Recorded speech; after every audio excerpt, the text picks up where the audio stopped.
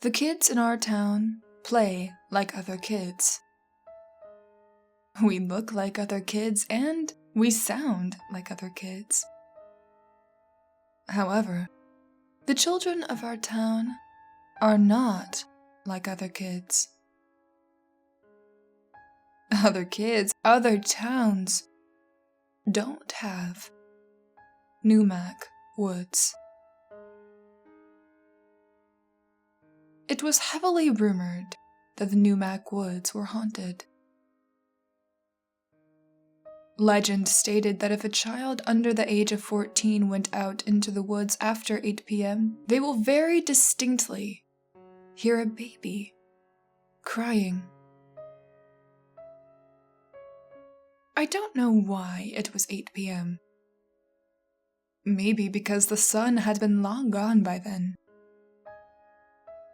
I also don't know why the age had to be under 14, but I can take a guess. I am assuming that it's because kids under that age still have most of their childlike innocence. They say that children are more sensitive to the supernatural than adults, so that's gotta have something to do with it. My friend Ricky Doyle lives down the block and over a ways from Neumack, and I'm staying at his house tonight. We have been talking about going out there for months, but just now had gotten the courage to set our plan into motion. We are going to sneak out at 8:15 and go check it out. Ricky and I are both 11 years old since his birthday last week, so that checks out too. We shouldn't have any problem hearing the baby. It was all figured out, a perfect plan. We'd eat dinner, pretend to go to bed, sneak out, hear the baby, and be back in bed before anyone even knew we were gone. This was our chance to bring some credit to the story. No one we had known had actually gone into the woods. It was always a friend of a friend or a cousin's girlfriend's neighbor who supposedly went and experienced it. Not much went on in this town, and there wasn't much to do.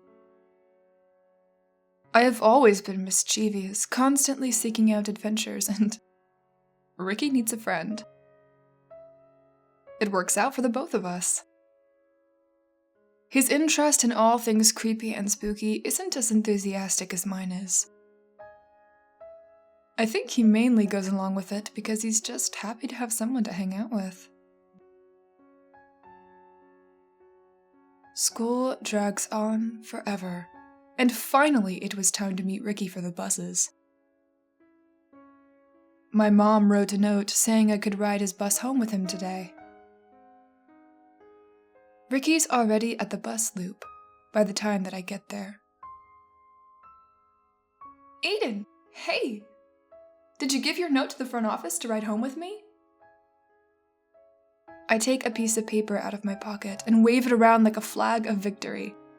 I got the bus pass right here, I told him triumphantly. What's your mom making for dinner? He told me we were having spaghetti. My favorite. We ate quickly that night and without a word. Not that there was much chance for one. We were eating huge bites super fast, like we had been starved for a week. Ricky's mother smiled at us. She brought out a piece of cheesecake for each of us after we had finished. You boys want some dessert? Aiden, does your mom let you have cheesecake? I was about to open my mouth to say no thank you when I caught Ricky's eye across the table. He glanced towards the plates and nodded quickly at me. Thank you, Mrs. Doyle. I have eaten cheesecake with my mom lots of times. It's really good. Before long, we were saying our goodnights, promising to brush our teeth. We stay silent in his room, waiting. I felt like I was going to jump out of my skin. It was getting close to 8 o'clock. There were glasses of water gotten from the kitchen and bathroom trips. We used these as excuses for us to see what his parents were doing in the living room. We were trying to track their progress towards heading in for the night. Finally, we heard their bedroom door close. Both of us had agreed to wait exactly 15 minutes after this to leave the house. With our jacket hoods pulled low over our heads, we dropped out of Ricky's window and entered into the backyard. It was chilly enough outside to where I'm thankful I brought my jacket, but not cold enough to be uncomfortable. Even if it was, the excitement in my blood kept me warm, and that was great. "Aiden, do you have both flashlights?" Ricky asked. "No, man, I thought you had yours. I just have this one." I held it up and waved the beam around his face. He winced and put his hands up. "Come on, it's bad enough I don't have a flashlight. Now you want to blind me completely?" I laugh at this and tell him we can try to share mine. I don't want to risk sneaking back in and out of the house again just for one flashlight. I've just gotten old enough for Mom to let me sleep over at friends' houses that weren't in our neighborhood. We're just getting started with Neumack, and I cannot mess that up. We enter the woods and have been walking for a good 15 minutes now. We see a huge black lump off to the right in the middle of the trees. My breath catches in my throat for a second and I shine the light towards it. It's an old, broken down, abandoned white car. The windows are broken out of it. We walk to it and look inside, making sure to keep our distance in case something was living in there. It happens, you know. How the heck did this car even get out here? There are trees everywhere. Maybe it's been here since they were babies, Ricky said. They're called, saplings or something like that. There's no such thing as a baby tree, I scoffed at him. Then I thought about everything else that he had said. You know, that is a good question. It doesn't make sense. Hey, when it's daytime, we should come back and check it for broken glass. If not, it can be ours. We can be the only 11-year-old kids at school to have a car. We can make a base out of it, I suggest excitedly. We continue to walk on, agreeing to check on the car again tomorrow. It's very difficult. Both of us keep close together to share the beam of light. I feel like a pair of Siamese twins in some kind of weird three-legged race. We are bumbling and tripping over anything and everything in our paths. It's a blast. We are chuckling and stomping around so hard, I can barely hear it. I shush Ricky by putting my hand up, pointing to my ear to signal him to stop and listen.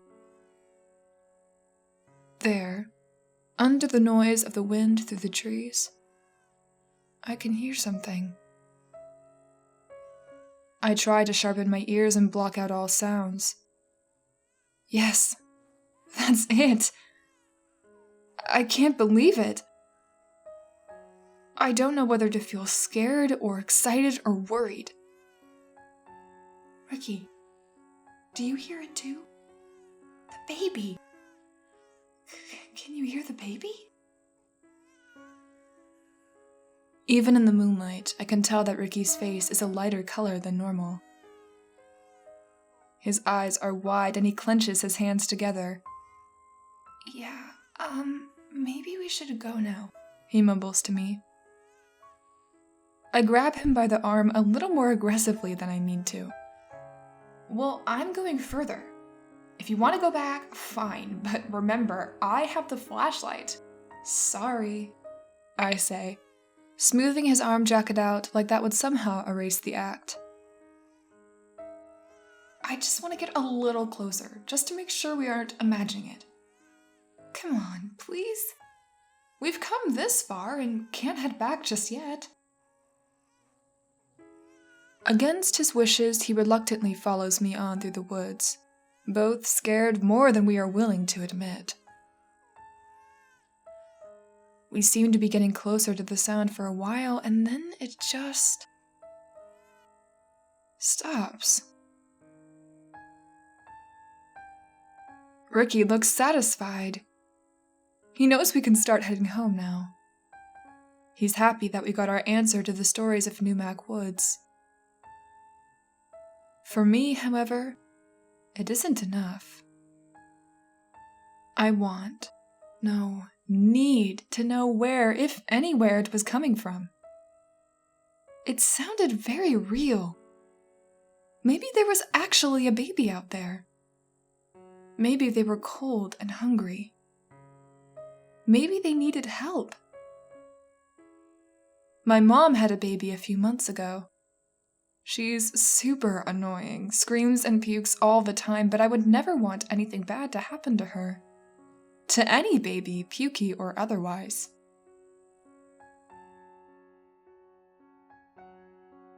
I follow Ricky back to his house. We sneak back in the window and go to sleep. His parents are none the wiser. I can't stop thinking about the woods and that baby.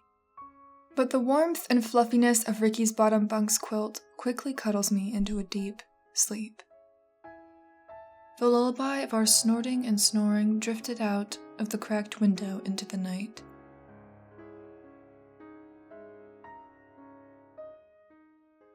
The next morning after going home, I take advantage of my mom's tiredness. I ask her after a long night awake with my sister to stay at Ricky's again next Friday. "Unless you want us to both stay over here," I wriggle my eyebrow at her. "What's one more kid in the house, right?" I say. Mom turns to me and gives me an offended smile. "Don't you pull that crap on me, Aiden Stewart." "I would have said yes. You don't have to try to reverse psych me," she joked, kissing me on my forehead as she walked past. "I'm glad you two are such good friends," she added before leaving the room entirely. The school week is long and uneventful. It seems to drag on and on. You know how things get when you're really looking forward to something. Things become a blur with the end goal in sight.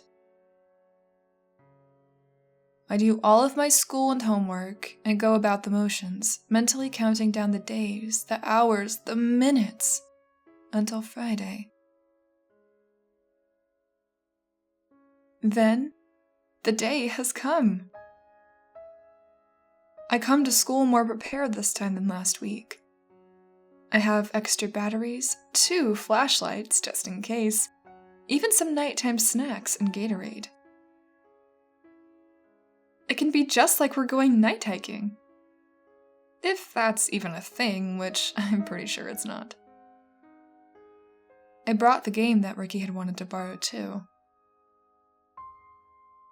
We met up and rode the bus to his house, just like last week. His bus time is much shorter than mine is.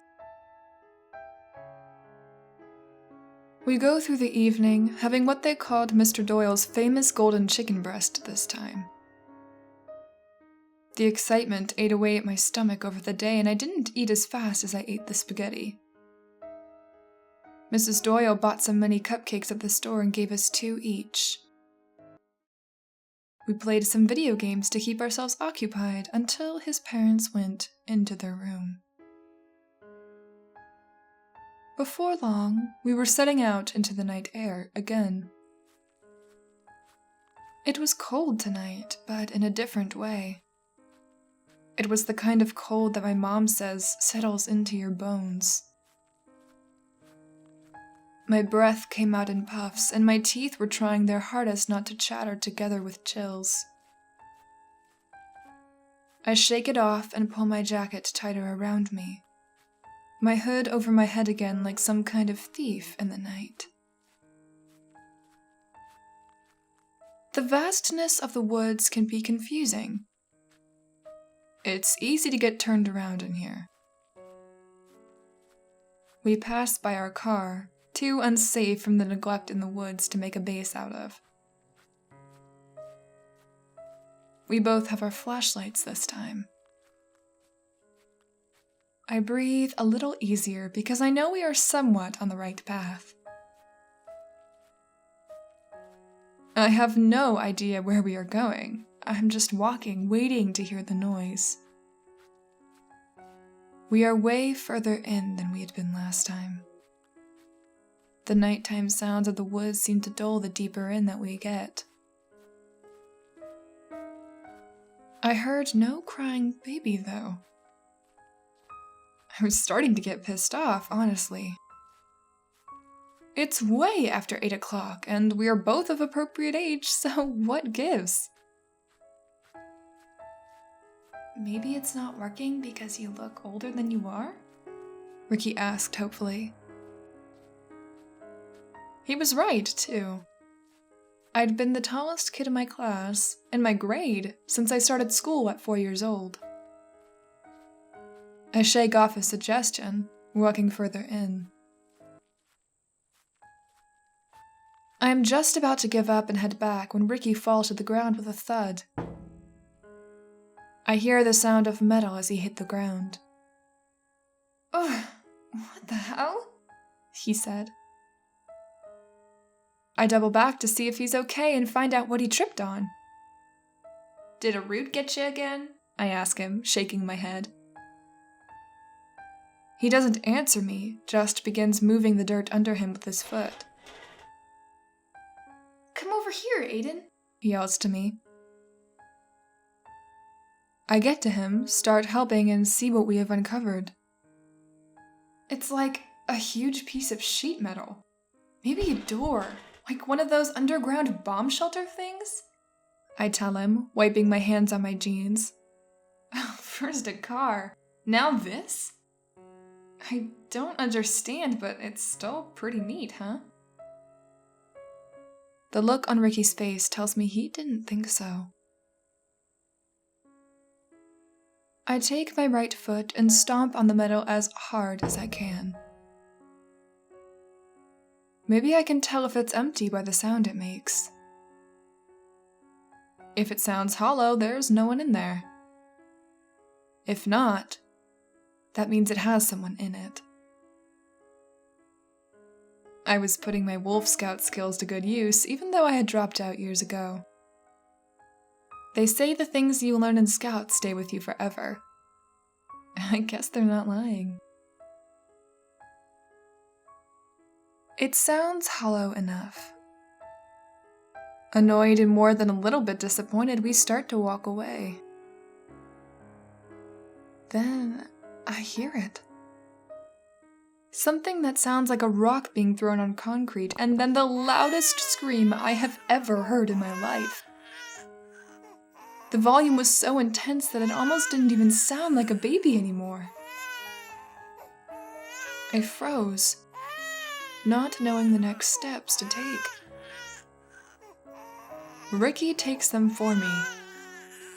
He grabs the sleeve of my jacket and yanks me into a run. I don't want to leave, but at the same time, it scared me so badly I pissed my pants. We fly through the woods, only tripping a few times. It was like we ran so fast our feet just glided over the ground, not touching it long enough to even make any imprints. I take my jacket off and tie it around my waist the second we get into the safety of his yard. Again, we get into the house. I get changed and we slip into bed. Our events of the night lay silent in the air, like a secret that had become too big for the two of us. The next morning, I wait patiently for my parents to come and pick me up. I'm going to tell them everything and take them to the woods where the hatch is. I don't care if I get in trouble. This makes my stomach too sick to carry the weight on my own.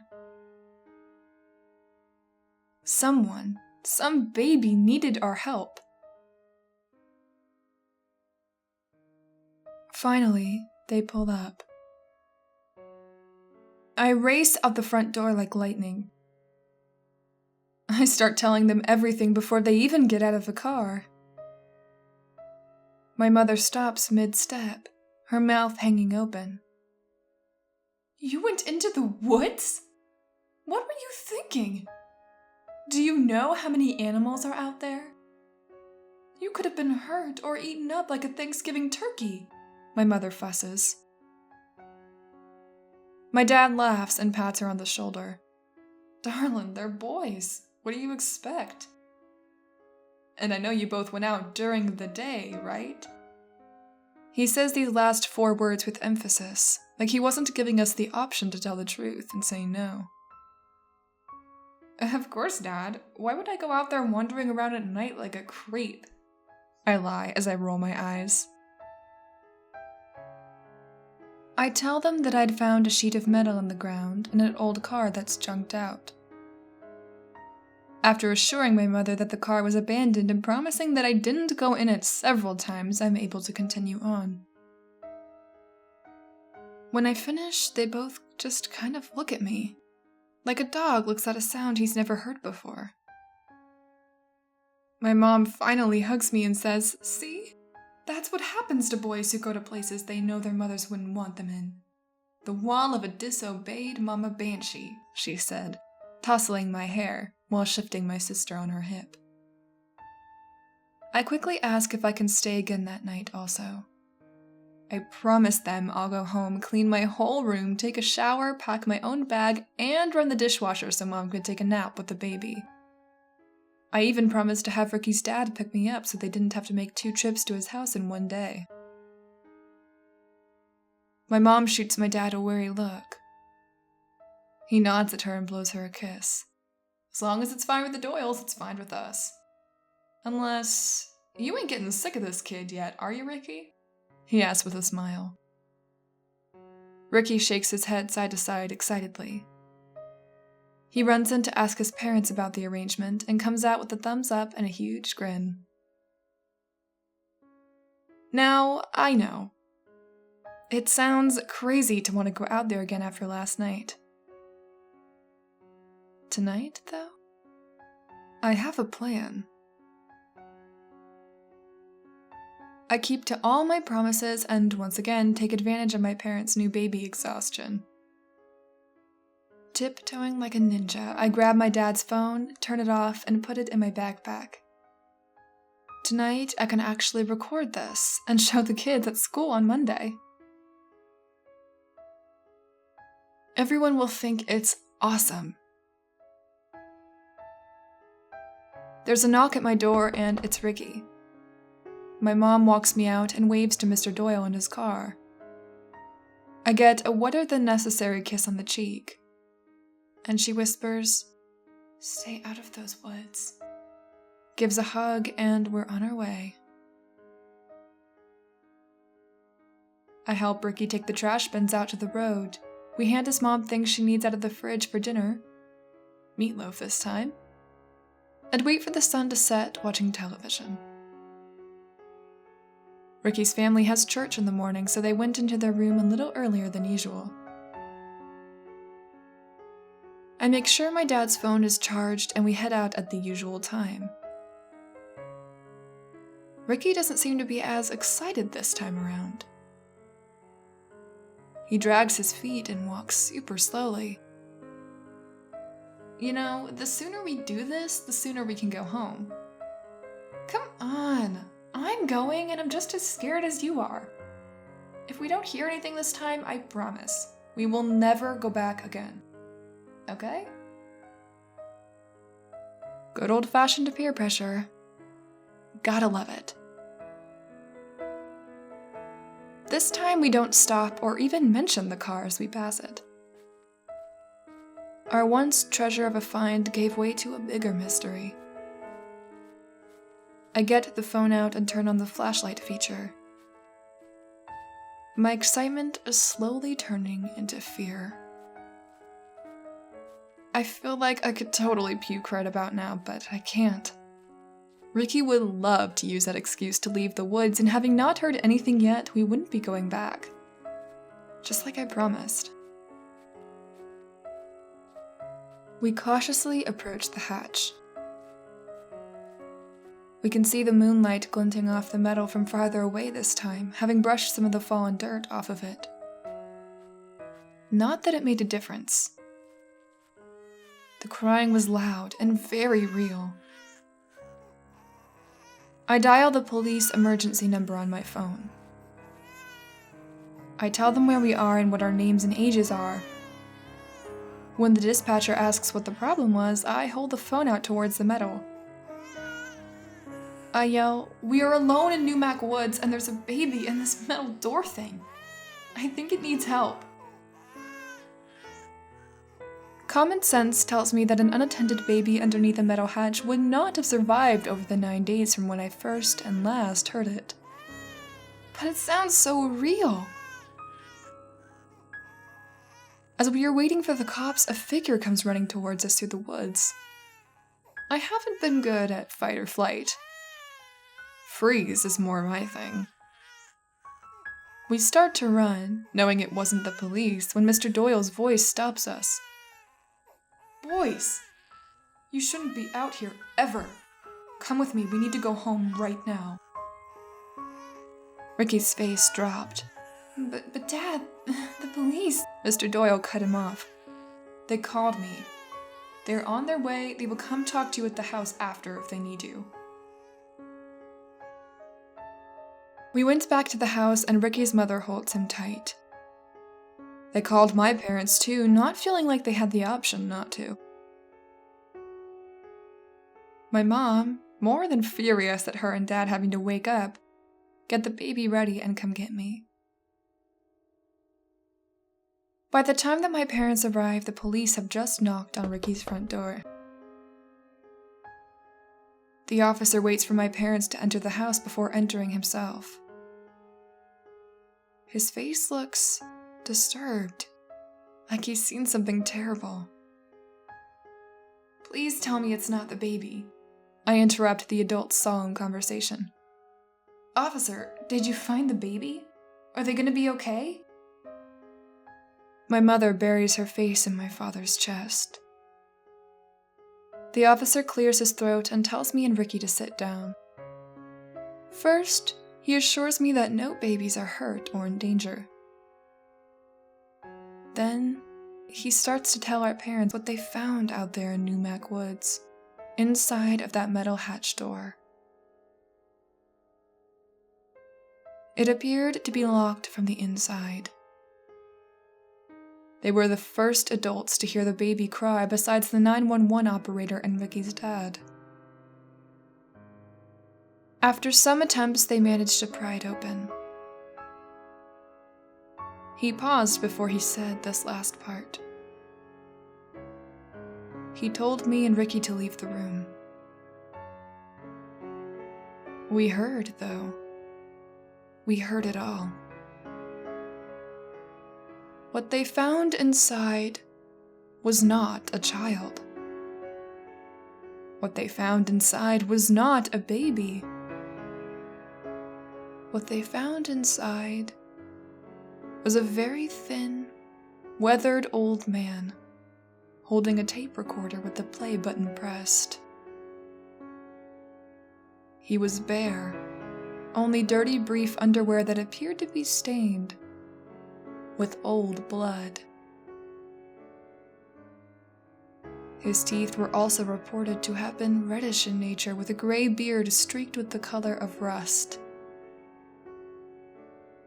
There's just one last thing about this that bothers me. One thing that I can't let go. Whose baby was he recording?